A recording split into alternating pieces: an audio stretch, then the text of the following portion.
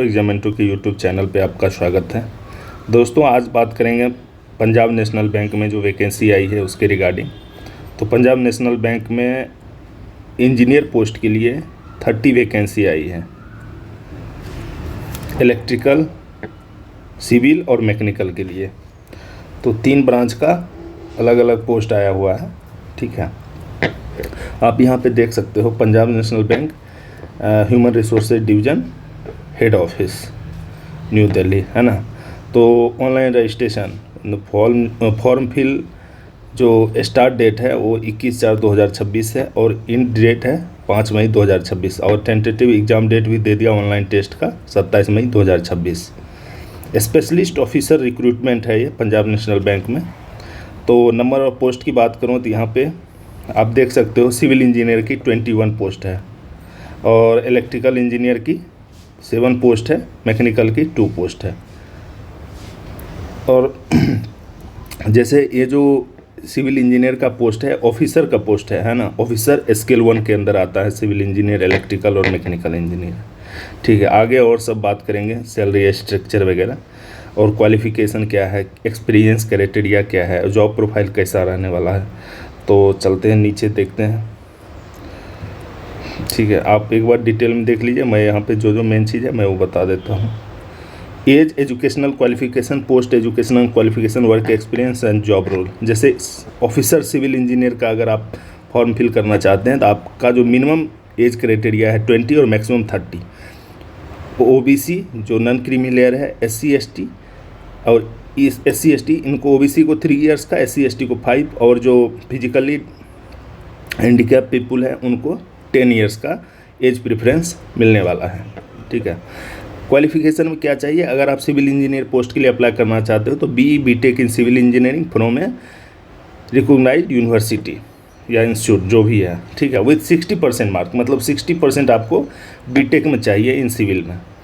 अगर मैं post qualification work experience की बात करूं तो यहाँ पे 1 ईयर का एक्सपीरियंस मांगा है ना। मिनिमम 1 ईयर एक्सपीरियंस चाहिए इन सिविल प्रोजेक्ट, कोई भी सिविल हो, कंस्ट्रक्शन हो, interior furnishing, retrofitting, maintenance of commercial building, residential या इंस्टीट्यूशन, सारा दिया हुआ है यहाँ पे। तो यहाँ पे एक अच्छी बात है कि इसमें सिर्फ आपको 1 ईयर का एक्सपीरियंस मांगा है, आइदर प्राइवेट हो या गवर्नमेंट हो। उसमें ये नहीं है कि आप किस पे स्केल पे काम कर रहे हो, पे स्केल नहीं मांगा है ना। तो किसी के पास अगर 1 ईयर का एक्सपीरियंस है, कहीं पे अगर आप कार्यरत हो, कहीं पे काम कर रहे हो, प्राइवेट हो या सरकारी में, तो आप इस फॉर्म को अप्लाई कर सकते हो। बहुत ही अच्छा अपॉर्चुनिटी है, नंबर ऑफ वैकेंसी भी ज़्यादा है तो होने का चांस रहेगा। जॉब रोल में वही रहेगा, planning and preparation of estimates, execution and all other related works for construction, renovation, interior furnishing, फिर मेंटेनेंस ऑफ बैंक बिल्डिंग। देखो बैंक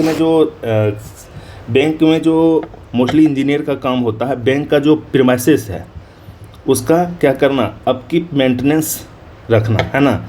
और जो नया जैसे बैंक में क्या क्या होता है, एक तो बैंक का अपना खुद का बिल्डिंग हो गया, commercial building, residential building, staff officers quarters हो गया, उसके बाद फिर अपना वो हो जाएगा, गेस्ट हाउस आ जाएगा।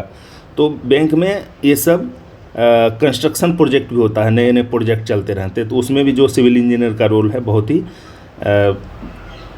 यहाँ पे जॉब रोल डिफाइंड किया हुआ है, क्या क्या आपको देखना है। तो जॉब रोल यहाँ पे दिया हुआ है।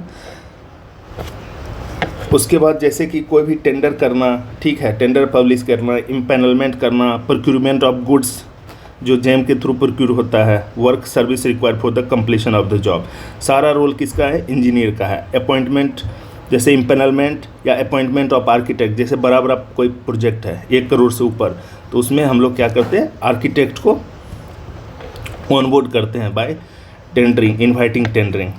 टेंडर इनवाइट करके आर्किटेक्ट आता है, फिर उनसे एस्टिमेट वगैरह बनवाते हैं, जो भी डिज़ाइन प्रेजेंटेशन जो भी है सारा चीज़ करवाते हैं। स्क्रूटनी ऑफ द बिल्स वगैरह सारा चीज़ किसका स्कोप रहेगा, इंजीनियर का स्कोप रहेगा। उसके बाद reporting to CVC, central vigilance commission को भी हम लोग क्या करते हैं, रिपोर्ट करते हैं। अगर आपका सिलेक्शन होता है तो ये आपका जॉब रोल रहने वाला है। अगर मैं बात करूँ सिमिलरली इलेक्ट्रिकल इंजीनियर जो है, इसका भी BE BTech होना चाहिए और 60% होना चाहिए इन इलेक्ट्रिकल इंजीनियरिंग। ठीक है, दिया हुआ क्लियरली।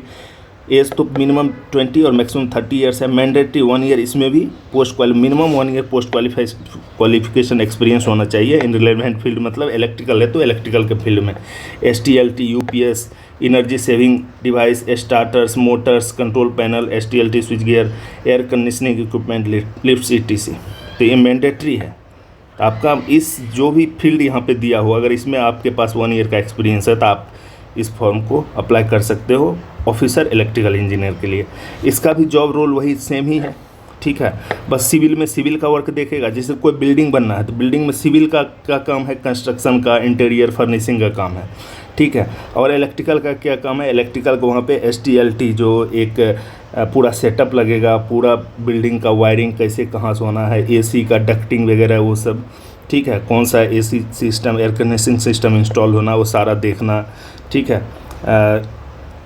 उसके बाद फिर आपका एम्पैनलमेंट या अपॉइंटमेंट ऑफ आर्किटेक्ट या कॉन्ट्रैक्टर या agency, site supervision for timely completion of quality works, scrutiny of bills, ठीक है। तो ये सब काम किस में आता है, ऑफिसर इलेक्ट्रिकल इंजीनियर में। सेम रोल है ना, इसमें भी रिपोर्टिंग करना आपको CVC को, है ना। तो नेक्स्ट है मैकेनिकल। पहली बार मैकेनिकल इंजीनियर का पोस्ट आया बैंक में, तो इसमें BE BTech इन मैकेनिकल और 60% मार्क मैंडेटरी है। 1 year experience in mechanical engineering इसमें दिया हुआ है, क्या क्या है, ठीक है।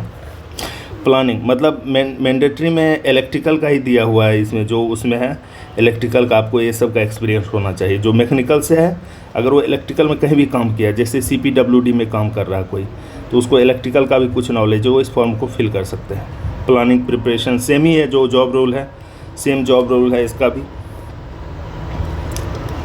नेक्स्ट चलते हैं, यहाँ पे मैं ऑलरेडी बता चुका हूँ, शेड्यूल कास्ट या शेड्यूल ट्राइब को 5 ईयर और OBC को 3, 10 years person with benchmark disability. तो इस तरह से आप देख सकते हैं। नेक्स्ट चलते हैं और क्या क्या है। हाँ, अब मैं बात करता हूँ ऑनलाइन रिटन टेस्ट और इंटरव्यू। जो सिलेक्शन प्रोसेस है, सिलेक्शन प्रोसीजर क्या है इसका, तो इसमें पहले एक ऑनलाइन टेस्ट होगा, उसके बाद फॉलोड बाय इंटरव्यू होगा उसके बाद, ठीक है। तो ऑनलाइन टेस्ट में 200 नंबर का होगा, 200 मार्क्स का, जिसमें 100 मार्क्स रहेगा नॉन-टेक का। आप यहाँ पे देख सकते हो नॉन-टेक में क्या है, 25 क्वेश्चन रीजनिंग, इंग्लिश और एप्टीट्यूड से, और 50 प्रोफेशनल नॉलेज। तो ये मिला के 100, और ये जो है प्रोफेशनल नॉलेज मतलब इंटू 2 मार्क्स का रहेगा एक क्वेश्चन। तो जैसे इलेक्ट्रिकल से तो इलेक्ट्रिकल क्वेश्चन आएगा, सिविल से सिविल, मैकेनिकल से हैं तो मैकेनिकल से, है ना।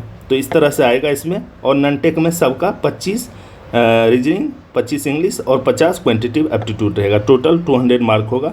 अब इसमें जो नॉन-टेक है ये क्वालिफाइंग इन नेचर है, इसको हर सेक्शन में आपको क्वालिफाई करना पड़ेगा, तब जाके आपका पेपर 2 चेक होगा। आप अच्छे से पढ़िएगा, एडवर्टाइजमेंट सारा क्लियर दिया हुआ है। और मेरिट जो बनेगा आपका सिर्फ प्रोफेशनल नॉलेज जो ये प्लस इंटरव्यू 50 नंबर का होगा, यानी 150 पे आपका मेरिट बनेगा, ठीक है। तो वो क्लियर यहाँ पे दिया हुआ, personal interview will be 50 marks. तो एक बार एडवर्टाइजमेंट को अच्छे से देख के प्रॉपर आप लोग जब फॉर्म भरेंगे तो अच्छे से भरिएगा। ये रिटन टेस्ट कहाँ पे होना है, एग्जामिनेशन सेंटर दिया हुआ, ऑनलाइन एग्जामिनेशन लगभग इंडिया का हर जगह पे है। इसमें एक और चीज़ मैं बात करूँ तो इसमें सपोज कीजिए अगर आपका सिलेक्शन होता है तो जैसे आप ज्वाइन करेंगे एप्लीकेशन फ़ी, ठीक है, हाँ वो मैं बताता हूँ। जैसे ही ज्वाइन करेंगे तो आपको 3 लाख का बॉन्ड भरना पड़ेगा। कितना का? 3 लाख का, 3 लाख का बॉन्ड भरना पड़ेगा। और ये बॉन्ड जो है 3 इयर्स का वैलिड रहेगा, मतलब 3 इयर्स तक आप छोड़ नहीं सकते हैं। एक बार आप ज्वाइन कर लिए, सपोज कीजिए आपने छोड़ा तो आपको बॉन्ड भर के वापस बैंक को लौटाना पड़ेगा, तभी जाकर बैंक आपको रिलीव करेगा, नहीं तो नहीं करेगा, ठीक है। तो ये नीचे दिया हुआ कंडीशन आप एक बार गो थ्रू कीजिएगा। एप्लीकेशन फ़ी यहाँ पे SC ST के लिए 50 प्लस GST मतलब 59 रुपया है। और ऑल अदर्स में जैसे जनरल और OBC आ गया 1180 रुपया है। अगर मैं सैलरी की बात करूं तो इसमें जो बेसिक पे रहता है